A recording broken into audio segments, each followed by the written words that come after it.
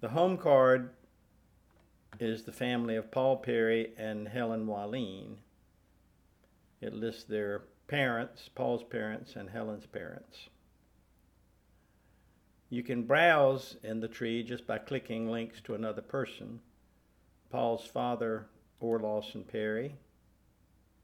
Lawson's wife is Albina Moore, whose mother is Lucinda Yoke.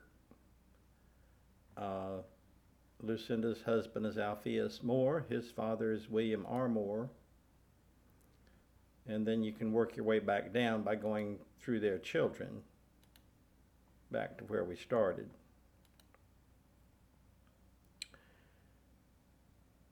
There's a person card associated with each person, and sometimes that person card has additional information on it.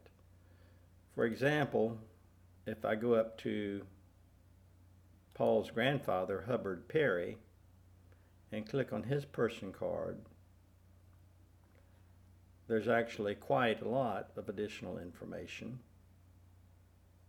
If I go back to his family card, I can see there's a clue that other information is available. Click name for info, and when I clicked his name, I got to that additional info.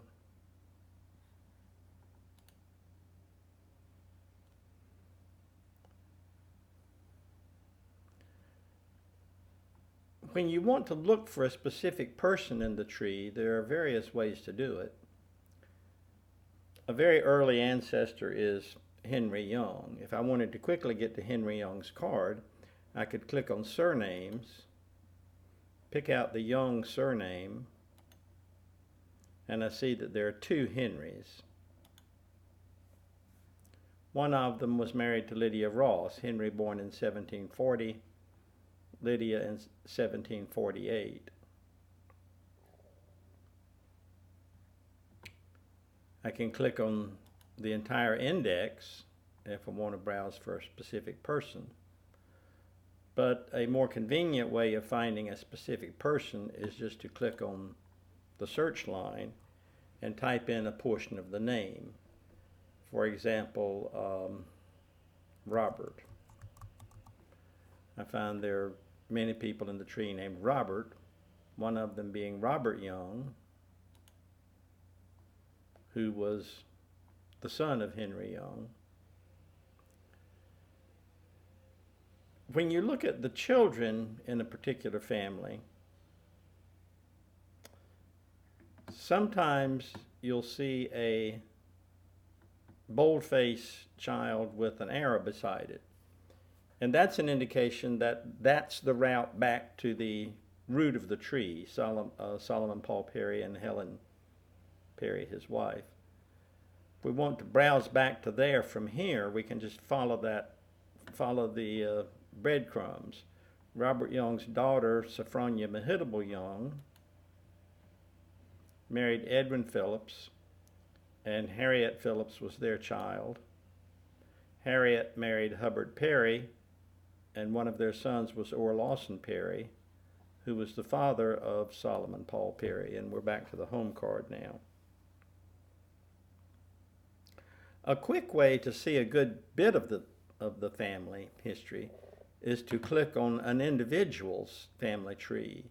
For example, if we look at Helen's tree icon here, this is a tree showing what we know about Helen's ancestry.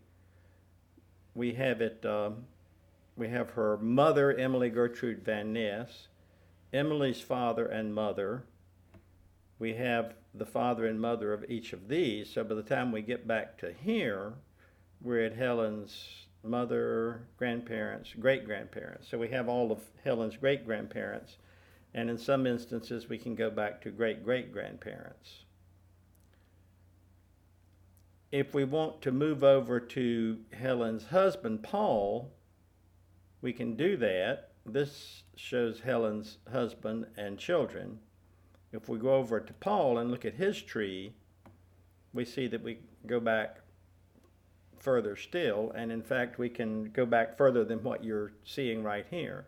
If we click on Lawson,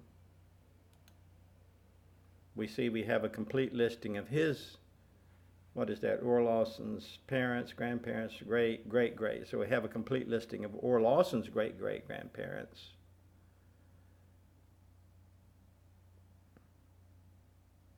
And sometimes you notice interesting things.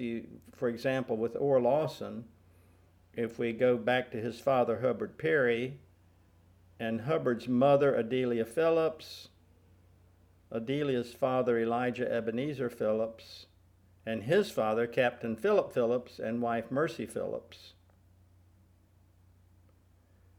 Notice that we get to the same couple, Captain Philip Phillips and Mercy Phillips, if we go up the other side of Orr Lawson's family, Harriet's father,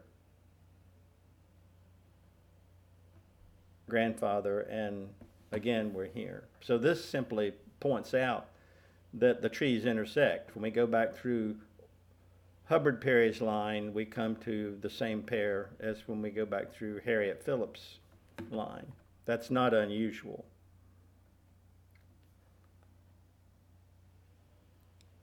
If we want to get back to the family card of the root person, we have Orr Lawson here at the root. We simply click on his name and we're back at his family card.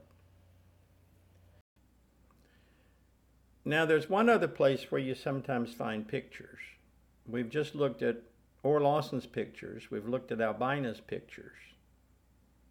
Notice there's also a little camera symbol right here in between the two of them. This is just another route to Orr Lawson's pictures, and this camera symbol is another route to Albina's. But this symbol in between, this is the marriage space. So if we have information on the marriage, a date of marriage, it will be up here. In this case, we don't know a date for their marriage, but we do have pictures of them as a couple, which we can access via that icon. And if you scroll all the way to the bottom, it will list the related media pages. It will also list Orr Lawson's pictures and Albina's pictures. So if we go to one of those and scroll all the way to the bottom, you'll see there's links to the others. They're combined couple pictures and Albina's pictures. So the point is you got three different possible groupings of pictures, one for each of the couple and the other for them as a pair.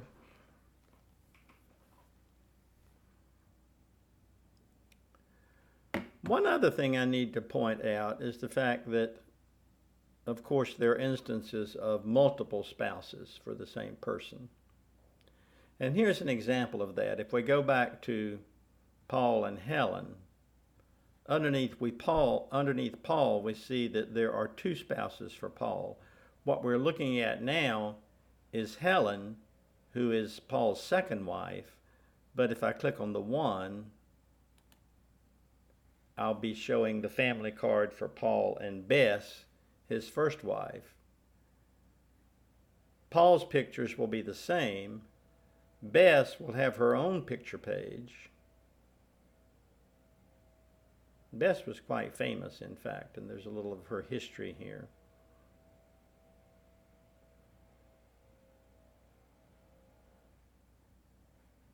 And in this case, we also have, along with the marriage date of 22 December 1924, there is the little camera icon showing that there are pictures of the two of them together.